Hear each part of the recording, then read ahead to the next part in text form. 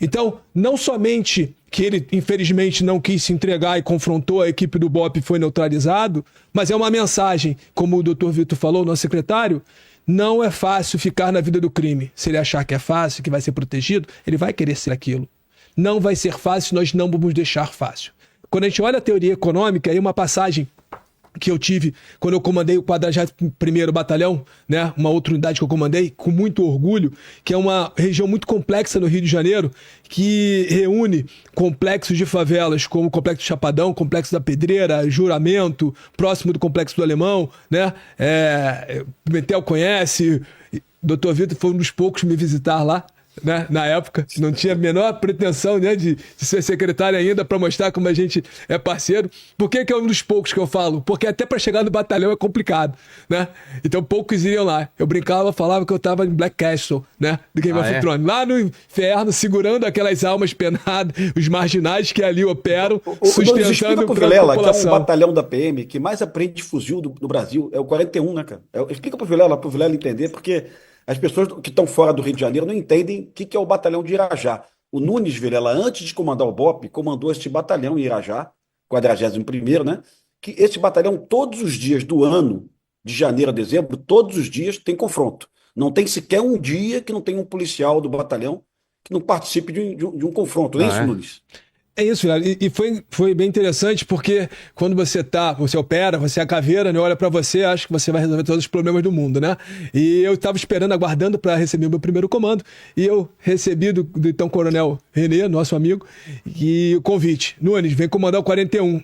E eu tava na expectativa de comandar o BOPE, porque eu era subcomandante do BOPE. E é o sonho do caveira. Pô, vou comandar, de repente, não. Você vai primeiro fazer um estágio lá longe, sozinho, para tu mostrar que tu é bom. Porque ainda tinha essa questão, não, caveira só sabe trabalhar no BOPE, não sabe trabalhar no batalhão convencional. E aí que, na verdade, o conceito é errado, porque a gente tem a capacidade de entender o cenário e fazer grandes missões. Porque comandar o BOPE é uma coisa extraordinária, tá, Vilela? E isso foi um grande marco na minha carreira. Mas no BOPE eu tenho os melhores homens mais bem preparados e melhor equipados. Vamos para as missões mais complexas. Mas quando você vai para o 41, onde eu tenho pouquíssimos meios, eu tinha 70% da minha frota baixada, eu tinha 2 blindados caindo aos pedaços e uma tropa guerreira querendo combater. Eu comecei a cada vez dar mais valor também às tropas e batalhões da Polícia Militar. E ali fiz um grupo muito forte, e aí os ensinamentos que o Dr. Vitor falou agora, o seu time é muito importante, montei um time muito forte, e foi numa época onde os índices criminais, antes da intervenção, né, que estavam bem complicados, eu fui para lá para reduzir os índices criminais, principalmente de roubo de carga. Era a região mais perigosa de roubo de carga do mundo. Perdia para o Afeganistão. Eu lembro num estudo comparado que foi feito. E depois de tanto trabalho sendo feito, de motivação da tropa, valorização da tropa, busca de melhoria da frota, das condições de trabalho, valorizando esses policiais que ali estavam com pouquíssimos recursos, fazendo tanto, né, por aquela região, segurando os índices criminais, né, a gente conseguiu ótimos resultados. E a sucessão dos outros comandantes, que também foi fundamental. É um detalhe, parece bobo, mas tem um simbolismo, que a gente trabalha também com simbolismo.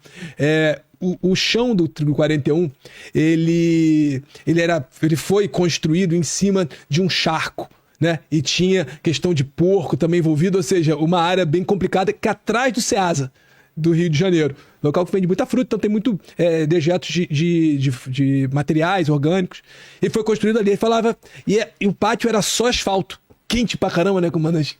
Só asfalto. E eu, porra, por que a gente não bota uma árvore aqui, uma sombra pros policiais, pros carros, algumas coisas? Não, aqui que você planta não nasce nada. Eu falei, quem botou essa máxima aqui, que planta não nasce nada? Por que ninguém tentou? Porque tinha a cabeça já travada. Sim. Não, vamos plantar árvore. Comandante, daqui a pouco o senhor sai daqui, tu vai nem ver isso. Mas não interessa, não é pra mim. É pra no futuro ter alguém, mas alguém precisa começar. E parece que virou de brincadeira, virou uma pregação que eu brincava assim, ó, se não molhar a árvore depois de mim, tu vai cair. A pilha era essa. E tu vai lá hoje, a árvore tá gigante. Pô. Tá gigante. Verde, florescendo e dando sombra pros policiais. E isso me impacta para mostrar que, independente de onde você esteja, com a tropa que você estiver, você pode fazer um bom trabalho e liderar a sua tropa. Estando no BOP, estando no 41, ou no 23, né, Pimentel? Ou no Sim. Leblon, que eu também comandei o Leblon. Que loucura, né? Pô. BOP, Leblon, 41. Mas o que me deram, essas experiências me deram um cabedal de conhecimento para entender as várias formas de fazer polícia militar. E aí, quando a gente vai para a teoria econômica do crime, teve uma operação que eu fiz em Acari. A gente estava operando e aí um policial está muito cansado, né? Já tinha feito algumas ocorrências, parou numa lojinha de açaí, velho. E a gente foi beber uma água na lojinha e, policial curioso, né? Pegou um livreto, começou a folhear. Aí viu umas anotações contábeis. Aí, porra, comandante, dá um pulo aqui. Aí eu olhei aquilo. A lojinha pequenininha, velho. E com uma movimentação assim de 100 mil reais, basicamente por dia. Que não tinha a mínima condição de ele fazer aquilo. Aí chamamos o rapaz do estabelecimento, o dono ali na hora. Fizemos uma conversa com ele e ele, olha, desculpa, mas eu sou obrigado a fazer algumas movimentações que não são para mim. Então é importante também que a ponta da linha, né, seja qualificada para entender e ter essa visão. Porque às vezes é um caderno desse que é uma ponta de uma investigação para a Polícia Civil, integração de novo, Vilela. Trabalhar junto, não é, Pimentel? As forças têm que trabalhar junto. A Polícia Militar tem acesso a dados negados dentro de comunidade de difícil acesso. E às vezes uma pontinha de um quebra-cabeça bem construído, ele vai chegar a um grande iceberg.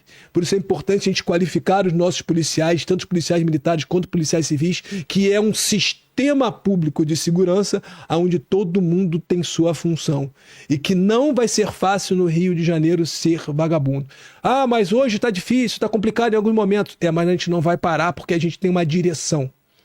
E a gente, complementando o que o Vitor falou, não adianta correr pro lado errado, o Vitor e o governador deram uma direção pra gente. A gente está seguindo a direção. Mesmo que devagar ou rápido, é com constância. A gente vai seguir em frente.